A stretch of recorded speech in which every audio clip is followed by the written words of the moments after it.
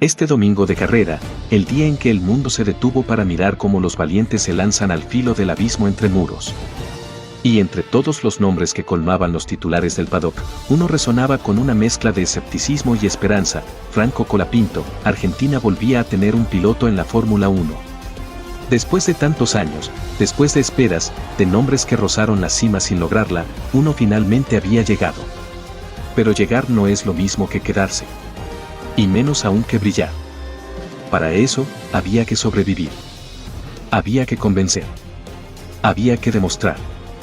Y para Franco, el primer verdadero examen era Mónaco.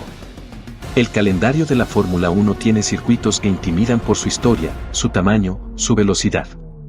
Pero Mónaco no necesita cifras astronómicas ni récords absurdos. Es pequeño, lento y endiabladamente técnico. Es un circuito donde el más mínimo error no se paga con décimas, sino con un abandono. Es, sobre todo, un laberinto de precisión quirúrgica. Aquí, cualquier duda se convierte en un muro. Cualquier vacilación en una carrera perdida. Y Franco llegaba con poco más de una semana de experiencia sobre el Alpine A524. Desde que había sido confirmado como piloto titular del equipo Alpine, la figura de Flavio Briatore apareció como una sombra constante. El magnate italiano, famoso por su ojo clínico para los talentos y por su carácter inflexible, no se anduvo con rodeos. Colapinto recibió 3 instrucciones, 3 mandamientos no escritos que iban más allá de las típicas órdenes de equipo: cuidar el auto, sumar kilómetros y superar a su compañero, Pierre Gasly.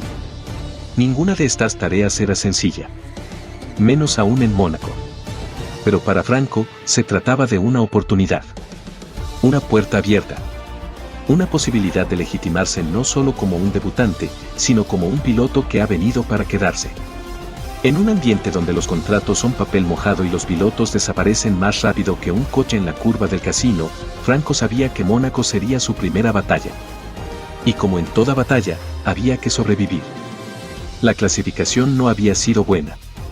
El Alpine, como se preveía, no respondía bien en las curvas lentas y cerradas.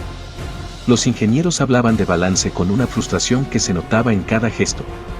El coche era torpe en las chicanes, frágil en la tracción y apenas competitivo en las rectas. Franco lo sabía desde el viernes. Lo sentía en cada vuelta. Como un ciclista que sabe que su bicicleta tiene el cuadro torcido, él ajustaba su estilo para no arriesgar. Para mantener el auto en pista. Para cumplir el primer pedido de Briatore: cuidar el monoplaza. El sábado, bajo el sol brillante de Montecarlo, quedó condenado al puesto 18 en la grilla. No era una posición ideal. Pero no era lo peor. Era, más bien, el punto de partida para construir. Porque en la Fórmula 1, y en Mónaco más que en ningún otro lugar, a veces avanzar 2 posiciones es más valioso que ganar una pole en otro circuito. El domingo, las calles del Principado se convirtieron en una olla a presión. No había pronóstico de lluvia, pero sí una amenaza constante de caos. Los neumáticos, por reglamento, debían cambiarse 2 veces. Una modificación a la normativa que cambió las estrategias, que obligó a todos los equipos a pensar a largo plazo. A arriesgar. Y entre todo ese ajedrez de decisiones, Franco Colapinto estaba allí. Con las manos en el volante, la visera baja, y el corazón latiendo al ritmo de una nación entera que había soñado durante décadas con verlo correr allí, entre los muros de Mónaco, entre los mejores del mundo. La largada fue limpia. Para muchos, eso fue una sorpresa. Porque Mónaco castiga la ansiedad. Pero Franco se mantuvo sereno. Supo leer la pista. Supo dejar pasar la desesperación de otros y esperar su momento. Y ese momento llegó antes de lo previsto. Pierre Gasly, su compañero de equipo, había sido más rápido en clasificación. Había partido por delante. Pero en una maniobra errática, quizás desesperada, tal vez confiada, se topó con el japonés Yuki Tsunoda. Fue un toque aparatoso. Un desliz que terminó con su carrera antes de que pudiera escribir siquiera el primer capítulo. Pero lo que heló la sangre del muro de Alpine fue lo que ocurrió después. En la estela del impacto, Gasly casi se lleva puesto a Franco. Fue cuestión de centímetros. De reflejos. De suerte, tal vez. Pero el argentino reaccionó, se mantuvo firme y evitó el desastre. Allí cumplió el primero de los 3 pedidos. No solo cuidó el auto, salvó al equipo. Porque en un escenario donde solo uno cruzó la bandera a cuadros, ese uno fue Colapinto. El segundo pedido era más intangible, sumar kilómetros. Pero cada vuelta en Mónaco es una lección. Cada curva una enseñanza. Y Franco aprendió. Aprendió a gestionar neumáticos, a manejar el tráfico, a encontrar huecos donde no los había. Aprendió a confiar en su instinto, en su habilidad. A conectar el cuerpo con la máquina. A leer las vibraciones del auto como si fueran el pulso de un animal vivo. Pasó de la posición 18 a la 13. No sonó como una hazaña. Pero en Mónaco, ese tipo de remontadas tienen sabor a gloria. Porque no se ganan con potencia, sino con inteligencia. Y Franco la tuvo. Mientras tanto, en los primeros puestos, la carrera se sacudía con sorpresas. Max Verstappen, el imbatible, se enredó en su propia estrategia. Red Bull apostó al caos. Esperaron una bandera amarilla, una roja, un safety car que nunca llegó. Y cuando se dieron cuenta de que la suerte no llegaría a rescatarlos, ya era tarde. Verstappen pasó de liderar a terminar cuarto. La victoria fue para Lando Norris, que manejó con la madurez de un veterano y la agresividad de un joven hambriento. Leclerc fue segundo en su casa, y Piastri completó el podio.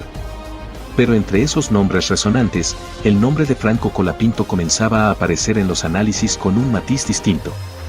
Como un piloto que, sin brillar, sin figurar en los puntos, había demostrado algo más importante, carácter. Cuando terminó la carrera, el box de Alpine no estalló en júbilo. No hubo champán ni abrazos. Pero hubo miradas de respeto. Palmaditas silenciosas en la espalda. Y una frase seca, directa, de Flavio Briatore: buen trabajo. Franco había cumplido. Había terminado la carrera, había aprendido, y había superado a su compañero. Había marcado territorio en un mundo donde los débiles son devorados con crueldad. Había sobrevivido. Y eso, en Mónaco, vale oro. Después de la carrera, frente a los micrófonos, Colapinto fue cauto. No buscó excusas. No infló el pecho. Largando desde el puesto 18 hoy, era muy difícil pensar en entrar en los puntos, dijo. Con todo el tráfico y las diferentes tácticas de los demás equipos, terminar 13º fue lo máximo que realmente podíamos lograr. Pero entre líneas, se podía leer la satisfacción. Había hecho su trabajo. Había ganado algo invisible, pero vital, la confianza de su equipo y la certeza interior de que pertenece a ese lugar. Del otro lado, Briatore fue menos diplomático. No somos lo suficientemente rápidos, sentenció. Franco hizo un buen trabajo, sin errores, con buen ritmo considerando el tráfico, y sin duda se lleva aprendizajes importantes. En el fondo, esto recién empieza. Y eso es lo más importante, esto recién empieza. Mónaco fue la primera página del capítulo más importante en la carrera de Colapinto. Una prueba que no buscaba medallas, sino resiliencia.